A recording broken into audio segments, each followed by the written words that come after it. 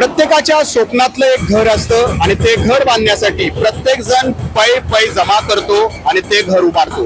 मात्र तेच घर जर आपल्या डोळ्यासमोर बेचिराख होत असेल, जमीनदोस्त होत असेल तर निश्चितच त्यांच्या भावना या शब्दात व्यक्त करण्यासारख्या नसतात। पिंपरी चिंचवडच्या चिखली भागात इंद्रायणी नदी पात्रामध्ये जे घर उभारण्यात आले ब्ल्यू लाईन मध्ये, पूर रेषेमध्ये, ते सगळे रहिवासी आता आपल्या सोबत आहेत आणि त्यांचे सगळी घरं जी आहेत ती त्यांच्या डोळ्यात देखत बेचिराख होत आहेत। काय भावना आहेत तुमच्या?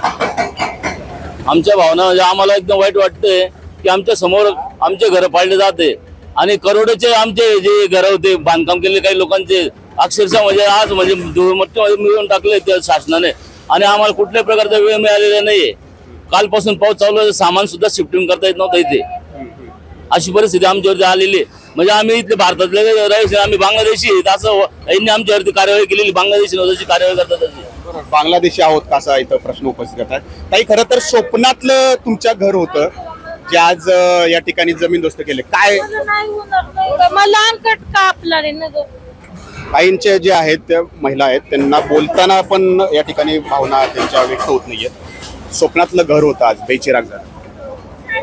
सर सांगायचं तात्पर्य असं आहे की मनोज जरे म्हणून इथले जे बिल्डर होते आमचे, त्यांनी आम्हाला 2018 साली तर प्लॉटिंग सुरुवात केली आणि शासनाच्या नगरपालिकेच्या माध्यमातून त्यांनी आम्हाला प्लॉटिंग करून इथे घर प्लॉट उपलब्ध करून दिले। ज्यावेळेला प्लॉट आम्ही घेतले त्यावेळेला आम्हाला रजिस्टर ऑफिसमधून खरेदी खत इंडेक्स टू 7/12 करून दिले। ज्या अर्थाने आम्ही इथं 1 गुंठे, 1.5 गुंठा, 2 गुंठे दोन्ही ज्याने प्रत्येकाने आपल्या हिशोबाने प्लॉट घेऊन बांधकामाची आम्हाला परमिशन नसताना नगरपालिकेचे अधिकारी म्हटले की तुम्ही बांधकाम करा, आम्ही तुमच्या सोबत आहेत। आणि प्रत्येक नगरपालिकेच्या अधिकाऱ्यांनी पैसे खाल्ले असं म्हणतात। प्रत्येक नामक व्यक्ती शिरसट नावाचा व्यक्ती यायचा आणि तो प्रत्येकाकडून 50,000 1 लाख रुपये घेऊन जायचा आणि बांधकाम करा तुम्ही, माझी परवानगी असं सांगून देत होता आम्हाला। त्याच्याप्रमाणे आम्ही करत गेलो आणि ज्यावेळी एक घर झालं त्याच वेळी जर नगरपालिकेने ऍक्शन घेतली असती इथे तर इथे हे प्लॉटिंग झालीच नसते, नंतर इथे एवढे घर झालेच नसते। बरोबर, जेव्हा ही सगळी घरं बांधली जात होती, आता जी काय जमीनदोस्त केली जात आहेत त्याच वेळेला जर पालिकेनं रोखलं असतं तर कदाचित आज हा दिवस या सगळ्या रहिवाशांवरती आला नसता। त्यामुळं पालिकेची ही चूक यामध्ये नक्कीच आहे, याकडे दुर्लक्ष करता येणार नाहीये। तुम्ही इथं कधीपासून राहत होते? तुमच्या कुटुंबात एकूण किती सदस्य आहेत? किती रुपये खर्च तुम्ही या बंगल्यासाठी केला होता आणि किती कर जातं तुमच्यावर? सर माझ्या कुटुंबामध्ये माझ्या सकट माझे भाची असं टोटल आम्ही 14 जण राहतो सर। मी साधारण आहे ना सर 1,35 लाखाच्या आसपास मी खर्च केलेला आहे आणि सर ह्या 1 दिवसामध्ये जमीनदोस्त झालेला आहे। किती कर्ज किती काढले यासाठी? कर्ज सर मला 68,000चा हप्ता आहे, टोटल माझ्याकडे 47 लाख रुपयाचं कर्ज आहे सर। परंतु आता कर्ज हप्ते तर फेडायचे आहेत, मात्र घर नसणार आहे आता तुमचं?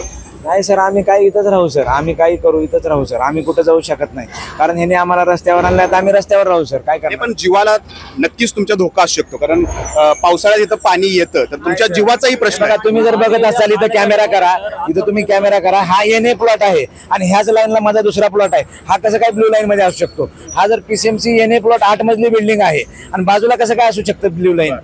हे तर प्रशासनानं बघितलं पाहिजे ना। नेमके कुणाकुणाच्या चुका दिसत आहेत तुम्हाला यामध्ये? तुमची कुणी फसवणूक केली? पहिले म्हणजे प्रशासनाने आमचं फसवणूक केलेली आहे। खरेदी खत केलं पहिली गोष्ट, ब्लू लाईन जर असती तर ते खरेदी खत झालंच नसतं।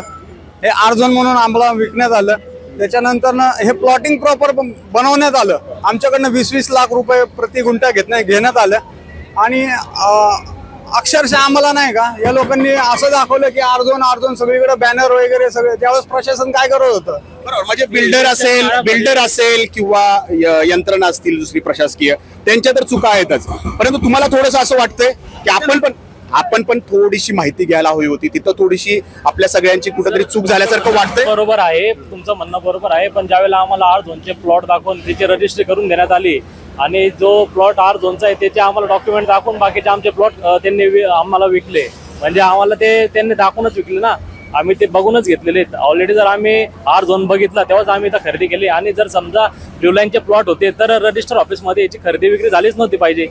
तुम्ही जर मार्किंग टाकली असती, आता या प्लॉटची साईज आणि माझ्या प्लॉटची साईज समांतर आहे, जर ब्ल्यू लाईन आहे इथं तर तुम्ही मार्किंग टाकून द्या ना शासनातर्फे, नगरपालिकेतर्फे. आणि ज्या वेळेला हा 6 महिन्या पहिले जेव्हा निकाल लागला कोर्टाचा, त्यावेळेला आपल्या सरकारने एक आश्वासन दिलं आम्हाला इथं पॉलिटिकलने, की इथं तुमच्या घरांना काय होणार नाही. तेव्हा इलेक्शन पिरियड होता, अच्छा, निवडणुका होत्या म्हणून. निवडणूक असल्यामुळे तेव्हा कारवाई थांबवली 6 महिन्या अगोदर. आणि आज इलेक्शन निवडणुका झाल्यानंतर ही कारवाई परत तुम्ही चालू करताय.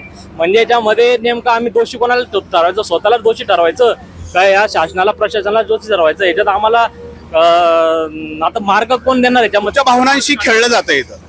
भावनांशी खेळलं जातं म्हणजे अक्षरशः आम्हाला म्हणजे नाही बेघर ते केलेलं आहे.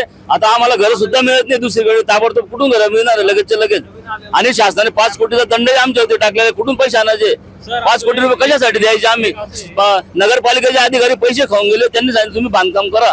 आणि रजिस्टर ऑफिस मध्ये खरेदी कस का झाला? ब्ल्यू झोनचा जर कधी एरिया होता तर याला आर झोन दाखवला. मग खरेदी करताना सुद्धा तिथले सुद्धा अधिकारी मॅनेज केले गेले, म्हणून तर आम्हाला खरेदी फसवणूक केली आमची तिथली.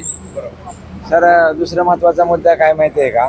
आमच्याकडे आहे ना जलसंपदा विभागाकडनं आहे ना एक पत्र आहे. PCMCला त्यांनी CC केलेलं आहे आणि PCMCकडे पाठवलेलं आहे ते पत्र. PCMCला काय सांगितलंय, तुम्ही पहिले सर्वे करा. तर PCMCनं घाई केलेली आहे. तर आमचं ब्ल्यू लाईनचा सर्वे न करता आमचं घरं पाडलेली आहेत. सर, आम्ही काय केलं होतं, ॲफिडेविट दिलं होतं. आम्ही 34 लोकांनी पूर्ण ॲफिडेविट दिलं होतं. जर आमचं ब्ल्यू लाईनमध्ये घर असेल तर आम्ही स्वतः पाडून घेऊ.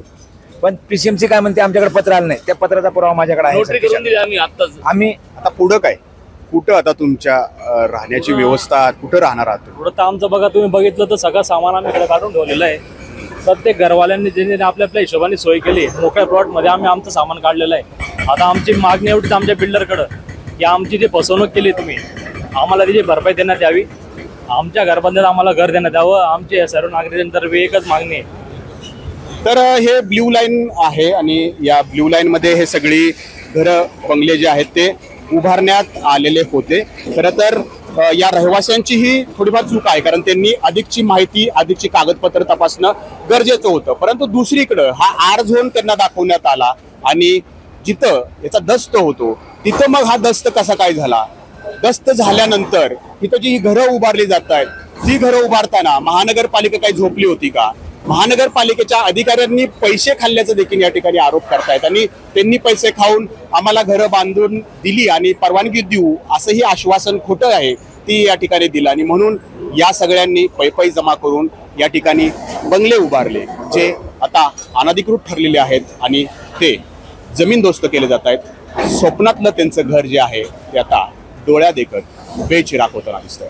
नाजिम मुल्ला, ABP माझा, पिंपरी चिंचवड. ABP माझा, उघडा डोळे बघा नीट.